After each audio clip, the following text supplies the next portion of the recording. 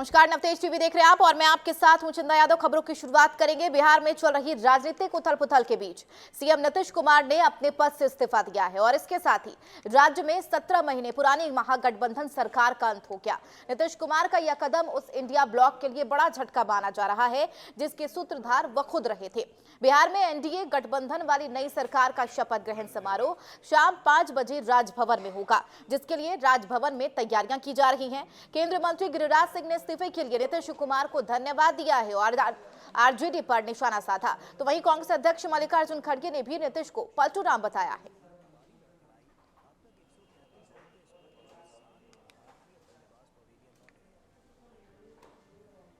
नीतीश कुमार जी को मैं धन्यवाद देता हूं कि उन्होंने इस्तीफा दे दिया।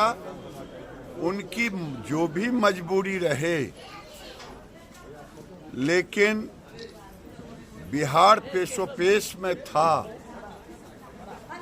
क्या फिर से बिहार को 1.5 साल में जंगल राज 2 की स्थिति आ गई थी? अगर लालू जी की सरकार तेजस्वी का ताजपोशी हो जाता तो बड़ी कठिनाई होती। मैं बिहार वासियों से इतना ही कहूंगा कि भारतीय जनता पार्टी 2005 तक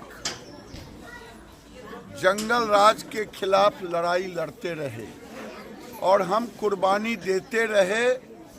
इसीलिए हमने पहले ही हमको ये इत्तला मिली थी कि लालू जी से जब बात किया, तेजस्वी से जब बात किया था, उन्होंने बोल रहे थे कि हमको भी ऐसा संशय आ रहा है कि ये हमारे हाथ से चले जाएगा।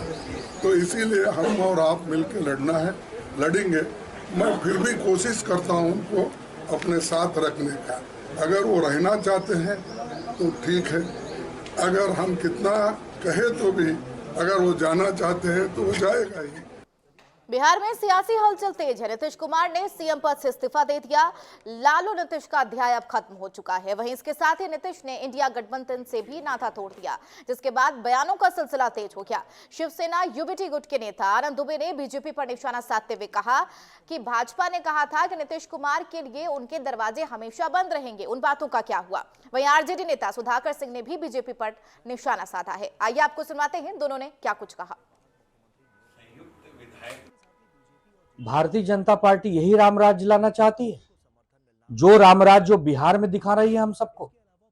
जो नीतीश कुमार इंडिया गठबंधन के सूत्रधार हैं, जो नीतीश कुमार पटना में पहली बैठक करवाते इंडिया गठबंधन की, उनके लिए भारतीय जनता पार्टी का क्या कहना रहा है कि हमारे दरवाजे हमेशा हमेशा के लिए नीतीश कुमार के लिए बंद है। लेकिन जैसे इंडिया गठबंधन की मीटिंगें होती हैं, इंडिया गठबंधन मजबूती की तरफ बढ़ती है, उनको लगता है कि बिहार में हमारी सीटें नहीं आ रही हैं, तो उन्होंने नीतीश कुमार जी को अपने पास बुला लिया, नीतीश कुमार जी से इस्तीफा दिलवा दिया। नीतीश कुमार जी आज कह रहे हैं कि हम इंडिया गठबंधन से बाहर हो गए। तो भारतीय जनता पार्टी क्या यही राम राज्य की कल्पना देश के सामने रखना चाहती है? भारतीय जनता पार्टी जोड़ तोड़ के राजनीति से बाज कब आएगी? देखिए, सरकार नीतीश कुमार की थी, वो इस पाले में रहे चाहे उस पाले में रहे। यह साबित हो गया कि भारतीय जनता पार्टी के नेता अमित शाह और नरेंद्र मोदी 56 इंच सीना तान कर बिहार में जनता को रैलियों में कहने वाले कि नीतीश कुमार के लिए हमेशा दरवाजा बंद हो गया, हम उनको वापस नहीं लेंगे। आज वापस लेकर साबित हो गया कि एनडीए और भारतीय जनता पार्टी नीति सरकार असुरक्षित महसूस कर रही है। आने वाले चुनाव में सुनिश्चित हार के भय से एक दिमागी हालत से कमजोर नेता नीतीश कुमार को अपने पाले में लेने का काम किया। उनके आने जाने से कोई फर्क नहीं पड़ेगा। बिहार में मचे सियासी गहमा-गहमी के बीच आरजेडी नेता एजाज अहमद और जनसुराज यात्रा के सूत्रधार प्रशांत किशोर ने और क्या कुछ कहा, आइए आपको सुनाते हैं। कि अपने स्वार्थ में किस तरह से युवाओं के रोजगार के मामले को, युवाओं के नौकरी के मामले को इन्होंने पुनः नफरत की राजनीति की ओर ढकेलने का काम किया है।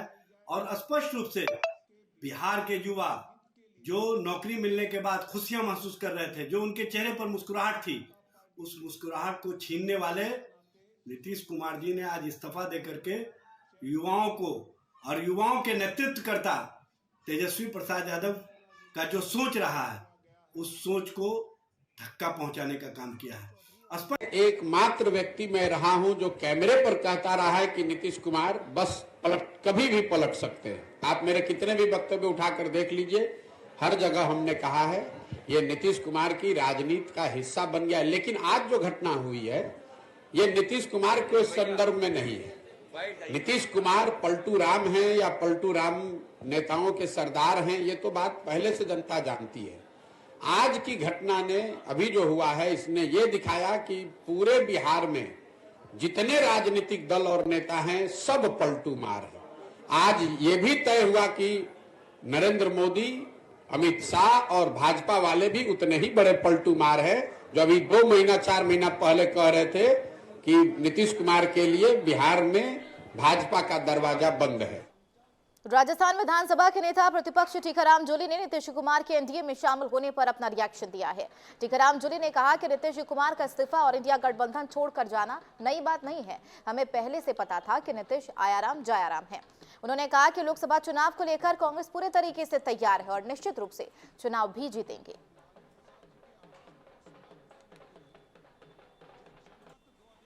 क्या कोई हैट्रिक रुक जाएगी इस बार भाजपा बराबर की टक्कर है, चिंता मत कीजिए आप, समय बताएगा। राजस्थान की जनता हमारे साथ है। जो हैट्रिक होने वाली है बीजेपी की वो रुक जाएगी? कोई हैट्रिक नहीं है, कोई हैट्रिक नहीं है। बीजेपी सिर्फ और सिर्फ झूठ की राजनीति कर रही है, आडंबर रच रही है। बीजेपी ने जिस प्रकार से माहौल देश का खराब किया है, नीतियों पे चुनाव लड़े ना, नीतियों पे चुनाव लड़े। ईवीएम के अंदर गड़बड़ है, ये साबित हो चुका है। इस पे जांच क्यों नहीं कराना चाहती बीजेपी? जिनका बहुत ज्यादा मार्जिन होता है वो जीत जाते हैं, जिनका कम मार्जिन होता है वो हार जाते हैं। आंदोलन कर रही है, कई बार कांग्रेस ने आंदोलन किया है, लगातार इसकी शिकायत हमने की है, चुनाव आयोग में हमने की है। और अब तो सुप्रीम कोर्ट के जज कह रहे हैं, रिटायर्ड आईएएस अफसर कह रहे हैं, अधिकारी। खबर जयपुर से है। जहां श्री अग्रवाल शिक्षा समिति और 40 की ओर से महाराजा अग्रसेन ऑडिटोरियम में 7वीं रितंभरा और राम जन्मभूमि आंदोलन पर कार्यक्रम किया गया। इस मौके पर वृंदावन के संवीत गुरुकुल सैनिक स्कूल के 400 छात्राओं ने 7वीं रितंभरा के बाल्यकाल से लेकर संन्यास और राम जन्मभूमि आंदोलन में क्रांतिकारी भूमिका का सुंदर मंचन किया है। इस दौरान 7वीं रितंभरा ने कहा कि हमारे देश को गीत गाकर आजादी नहीं मिली, बल्कि क्रांतिकारियों के बलिदान से आजादी मिली है। उन्होंने कहा 22 जनवरी को रामलला प्राण प्रतिष्ठा के साथ भारत के बिखरे स्वाभिमान को प्रतिष्ठा हुई है। अयोध्या का राम मंदिर हमारे धर्म का अभिमान है। बीकानेर में कैबिनेट मंत्री अविनाश गहलोत ने राम मंदिर और लोकसभा चुनाव 2024 चुनावों को लेकर बड़ा बयान दिया। उन्होंने लोकसभा चुनाव में राज्य की सभी 25 सीटों पर बीजेपी की जीत का दावा करते हुए कहा कि सेमीफाइनल में जीत के बाद अब फाइनल में क्लीन स्वीप करने जा रही हैं। इसके साथ ही उन्होंने भजनलाल सरकार के राम मंदिर दर्शन कार्यक्रम की जानकारी दी। हमारे संवाददाता के सिंह ने कैबिनेट मंत्री अविनाश गहलोत से खास बातचीत की। साथ मौजूद हैं राजस्थान के सामाजिक अधिकारिता मंत्री अविनाश गहलोत जी। बात करते हैं सर, बीकानेर विजिट में है। बीकानेर विजिट के दौरान हम आपसे ये जानना चाहेंगे, राजस्थान सरकार के 100 दिन की योजनाओं की अगर बात करें, 50 दिन निकल चुके हैं, तो क्या माने किस तरह की? देखिए, जब भी नई सरकार बनती है, सरकार बनने के पहले 100 दिन बाद महत्वपूर्ण होते हैं और हमारी सरकार ने भी 100 दिन की कार्य योजना बनाई है। मैंने मेरे विभाग की 100 दिन की कार्य योजना भी बनाई, लेकिन मुख्य रूप से हमने काम करने के लिए 60 दिन का एक्शन प्लान बनाया, क्योंकि लोकसभा चुनाव की आचार संहिता भी लगने वाली है। प्रयास हमारा यह है कि 100% जो हमने एक्शन प्लान तैयार किया उसको पूरा करें। और मैं आपको विश्वास दिलाता हूं कि मेरे विभाग की जो एक्शन प्लान हमने बनाए हैं वो 100% पूरा कर लेंगे। चुनाव आचार संहिता से पहले का प्रयास हमारा रहेगा। सर, छात्रावासों की बात करें, आपके विभाग में छात्रावास भी खूब हैं, उनमें तमाम तरह की शिकायतें भी आती रहती है, तो उनको किस तरह से आगे, या अभी तक कुछ आपके पास इस तरह का? देखिए, हमने अभी उच्च अधिकारियों की मीटिंग ली है, विभाग के अधिकारियों की दूसरी मीटिंग बहुत जल्दी होने वाली है। अभी हमने स्कॉलरशिप के मामले में लगभग 311 के करीब ऐसे जो यूनिवर्सिटी थी, एनजीओ थे, जो वहाँ स्कॉलरशिप के मामले, उनको हमने ब्लैकलिस्ट किया है। कहीं हमें करप्शन की रिपोर्ट मिली थी तो हमने अधिकारियों के साथ बैठ कर उसको किया। निश्चित ही हमारी सरकार की प्राथमिकता है करप्शन पर जीरो टॉलरेंस है। जो चुनाव हुए उस चुनाव की अगर हम बात करें तो लगभग राजस्थान सहित कुछ जगहों पर जहां आपने चुनाव जीता है उसको एक तरह से मान सकते हैं सेमीफाइनल आपने जीता है। फाइनल राजस्थान की 25 लोकसभा की सीटें भारतीय जनता पार्टी के खाते में आएगी। अब की बार भारत में 400 के पार का लक्ष्य लेकर भारतीय जनता पार्टी की सरकार बनेगी और तीसरी बार देश के यशस्वी प्रधानमंत्री नरेंद्र मोदी जी बनेंगे। ये जो अभियान है न भारतीय जनता पार्टी का न किसी दल का है, ये 140 करोड़ भारतीयों का अभियान है और इस अभियान में इस बार ऐतिहासिक बहुमत के साथ में केंद्र में भारतीय जनता पार्टी की सरकार बनेगी। मैं सोचता हूँ आजादी के बाद जब से चुनाव होने लगे, सबसे ज्यादा स्पष्ट बहुमत अगर कहीं मिलेगा तो इस बार मिलेगा 2024 के लोकसभा चुनाव। अयोध्या में राम मंदिर निर्माण बहुत बड़ी बात है। हालांकि पूरे देश नहीं, पूरे विश्व में जहाँ भी हिंदू रहते हैं वो सब जगह बहुत गर्व की बात है। देखिए, स्वामी विवेकानंद जी का सपना था, हमारे ऋषि मुनियों का सपना था कि हम लोग 21वीं सदी में भारत को विश्व के शिखर पर पहुंचाने का लक्ष्य रखेंगे। आज उस नरेंद्र नाथ दत्त की जो कल्पना थी उसको नरेंद्र मोदी के रूप में एक राष्ट्र ऋषि, राष्ट्रीय नेता कह सकते हैं, वैश्विक नेता कह सकते हैं, वो पूरा कर दें। खबरों में बढ़ेंगे आगे। टोंक में सड़क सुरक्षा एवं जागरूकता सप्ताह का आयोजन किया जा रहा है जिससे दुर्घटना में कमी लाई जा सके, लेकिन परिवहन विभाग सहित अन्य विभाग जागरूकता नाम पर सिर्फ खानापूर्ति कर रही हैं। सड़कों पर लोग सरेआम ट्रैफिक नियमों की धज्जियां उड़ाते हैं और सुप्रीम कोर्ट के आदेशों की अवहेलना कर रही है, लेकिन ट्रैफिक पुलिस सहित जिला प्रशासन कोई कार्रवाई नहीं कर रहा।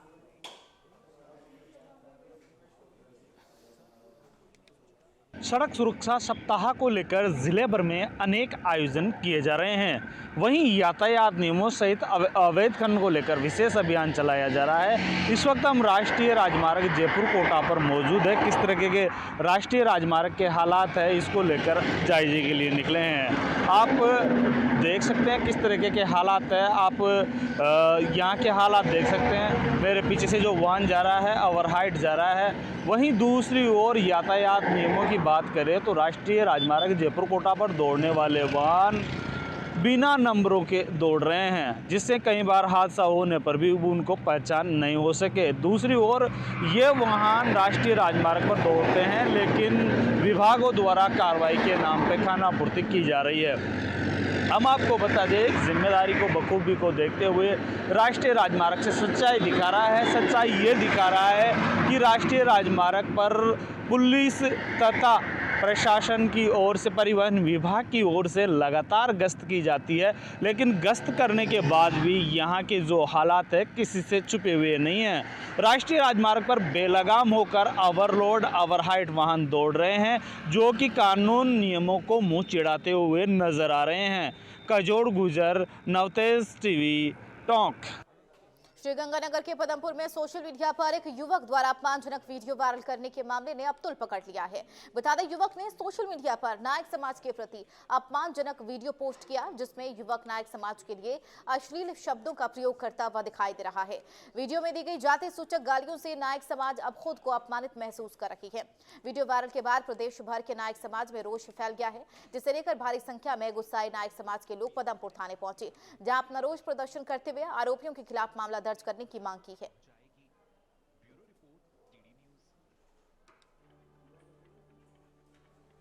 अभी एक कुछ दिन पहले की घटना है कि रवि उर्फ रविंद्र नायक, जो कोई फकीरवाली का है, उसके साथ एक मारपीट होती है। मारपीट के बाद मारपीट हुई, उसके बाद जिस व्यक्ति ने मारपीट की वह सोशल मीडिया पर आकर संपूर्ण समाज को, पूरे राजस्थान के समाज को अभद्र भाषा का प्रयोग करते हुए माँ बहन की गंदी गालियाँ, ठोस गालियाँ निकाल रहा है। इस तरह की भाषा का प्रयोग करते हुए व्यक्ति कानून को भी ये कह रहा है कि मेरा पासपोर्ट तैयार है। ये एक व्यक्ति है सागर ढाका नाम का, ये फकीरावाली का है। ये कह रहा है कि मेरा पासपोर्ट तैयार है और मैं 2-4 दिन में विदेश चला जाऊंगा। अगर पुलिस मेरा कुछ कर सकती है तो कर लो, और अगर और भी कोई कुछ कर सकते हैं तो कर लो। अलवर नगर निगम की ओर से पुलिस लाइन रोड की एक साइड खराब पड़ी जमीन पर पार्क बनाया गया। उस पार्क का आज वन एवं पर्यावरण मंत्री संजय शर्मा ने लोकार्पण किया। इस दौरान स्थानीय लोगों और पार्षदों ने भी मंत्री संजय शर्मा का स्वागत किया। लोकार्पण के दौरान मंत्री ने पार्क में पौधारोपण किया और इस दौरान नगर निगम महापौर घनश्याम गुर्जर सहित नगर निगम अधिकारी, कर्मचारी, पार्टी कार्यकर्ता मौजूद रहे। बता दें, इस पार्क का निर्माण नगर निगम ने 36 लाख रुपए की लागत से किया गया था। पार्क में चारों तरफ रेलिंग कुर्सी लगाई गई है और जल्द ही इस पार्क की देखभाल यहाँ गार्ड नियुक्त कर दिया जाएगा। आज हमने श्री परशुराम सर्किल्स के पास से यशवंत और प्रताप स्कूल के सामने जहाँ एक बहुत बड़ी गंदगी का यहाँ ढेर रहता था। कोई भी व्यक्ति जो उसका मकान बनता था, मलबा मिट्टी सब यहाँ डाल के चल जाते। इसकी बहुत बड़ी दुर्दशा थी। आदरणीय मंत्री महोदय जो पूर्व विधायक थे, तब उन्होंने एक निर्देश दिया था कि निगम इसको एक पार्क के रूप में डेवलप कर दे। तो हमने इसको पार्क के रूप में डेवलप किया है और इसमें 38,96,000 रुपये का कार्य हुआ है, जिसमें चारों तरफ की यहाँ घूमने के लिए इसकी पटरी बनाते हुए और यहाँ पौधे लगाए और साइड में ये जो रेलिंग लगाकर इस कार्य को किया है। इन क्षेत्र की जनता को समर्पित किया है। आज माननीय वहीं राजस्थान में बढ़ते जल संकट का जल्द समाधान हो सकता है। प्रदेश के 13 जिलों की आरसीपी यानी कि पूर्वी राजस्थान नहर परियोजना को लेकर आज राजस्थान और मध्य प्रदेश के बीच अहम फैसला होने वाला है।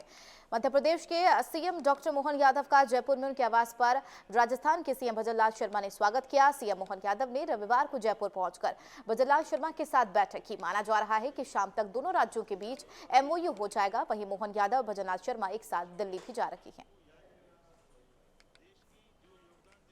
चूरू के सुजानगढ़ में 15 मार्च 2022 को सड़क निर्माण कार्य के दौरान ठेकेदार द्वारा गिराए गए राम दरबार पर बने प्रवेश द्वार की स्थापना को लेकर विवाद लगातार बढ़ता जा रहा है।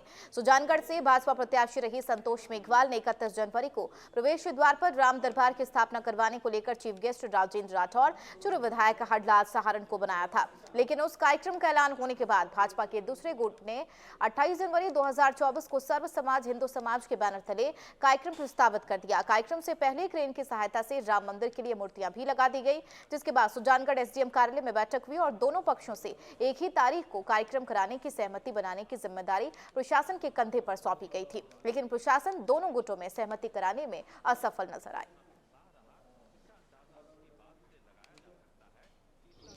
देखिए, जिस तरह अयोध्या में रामलला की स्थापना हुई है, उसी तरह सुजानगढ़ में प्रवेश द्वार पर 31 तारीख तय हुई थी, जिसमें PWD विभाग और ठेकेदार साहब और प्रशासन की स्वीकृति के बाद 31 तारीख तय की गई थी।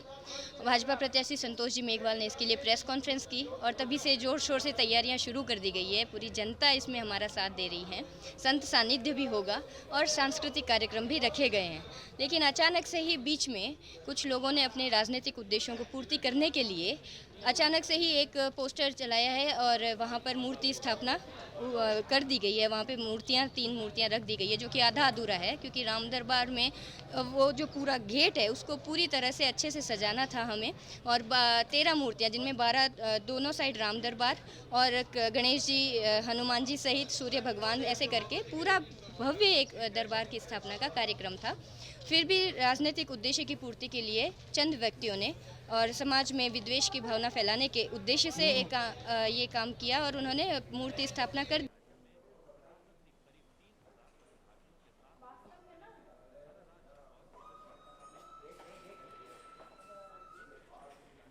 मीटिंग में कोई निर्णय नहीं हुआ। मीटिंग में हमने हमारा पक्ष रख दिया और मूर्तियां हमने वहाँ रख दी है। कल प्राण प्रतिष्ठा नई स्थापना होगा, तो इसमें हमारे संतों द्वारा किया जाएगा 28 जनवरी रविवार को। कल 12:15 आप सभी सादर आमंत्रित हैं और कल ही वहाँ दोपहर बाद भंडारा होगा, जिसमें आप स्वयं सभी श्रद्धालु सुजानगढ़ के आसपास के आएँ और सभी आनंद लें और भगवान का जय श्री राम मनाएं। राम दरबार को लेकर जो मूर्ति स्थापना की बात आई है, उसके लिए ADM साहब ने जो मीटिंग बुलाई है, उस मीटिंग में हमें भी विधायक महोदय को फोन किया गया था। उस विधायक महोदय के प्रतिनिधि के रूप में मैं यहाँ पे पहुँचा था और हमारे साथ 2-3 कांग्रेस के कार्यकर्ता और भी आए थे। ये राम दरबार की जो गेट बना है, नागौर के मेड़ता रोड के गांव रोल चालवता के 11 साल के छात्र रविंद्र गुर्जर ने राष्ट्रीय स्तर की कबड्डी प्रतियोगिता में गोल्ड मेडल जीतकर जिले का नाम रोशन किया है। बता दें, महाराष्ट्र के यवतमाल के स्पोर्ट्स स्टेडियम में आयोजित यूथ गेम्स एंड स्पोर्ट के तत्वाधान में 7वीं national games and sports festival 2023 से 24 प्रतियोगिता आयोजित हुई थी, जिसमें भाग लेकर रविंद्र गुर्जर ने गोल्ड मेडल जीता है और परिवार में खुशी का माहौल है। रामलला की प्राण प्रतिष्ठा के बाद भक्त अब प्रभु श्री राम से मिलने पहुंच रहे हैं। रामलला के दर्शन के लिए मुंबई से पैदल मुस्लिम युवती शबनम शेख निकली। रविवार को अयोध्या जनपद सीमा के आदर्श नगर पंचायत कुमारगंज पहुंची, जहां पर कुमारगंज बाजार मालिक विजय कुमार उपाध्याय ने उनके समर्थकों के साथ स्वागत किया। हिंदू धर्म से प्रभावित शबनम शेख का कहना है कि उन्हें पैदल चलते हुए 39 दिन हो चुके हैं। उनका मकसद केवल भगवान राम का दर्शन करना है और कहा रामलला के चरण स्पर्श करना चाहती है। श्री राम, मेरा नाम है शबनम शेख। मैं एक भारतीय सनातनी मुसलमान हूँ। मैं मुंबई से अयोध्या पैदल यात्रा कर रही हूँ राम जी के दर्शन के लिए, और आज टोटल मुझे हो चुके हैं 38 डेज। देखिए, मेरे मन में यही विचार था कि 500 साल बाद राम लला जी आ रहे हैं, तो क्यों ना हम उनका भव्य स्वागत करें अपने अपने तरीके से। हर कोई अपने अपने तरीके से कर रहा है उनके दर्शन के लिए, उनके आने का स्वागत कर रहा है। तो मैंने भी सोचा अपने मन में कि मैं भी कुछ करूं रामलला के लिए, क्योंकि मैं उनको बचपन से मानती हूं। चलिए, फिलहाल की खबरों में मेरे साथ इतना ही। बने रहिए नवतेज टीवी के साथ। नमस्कार।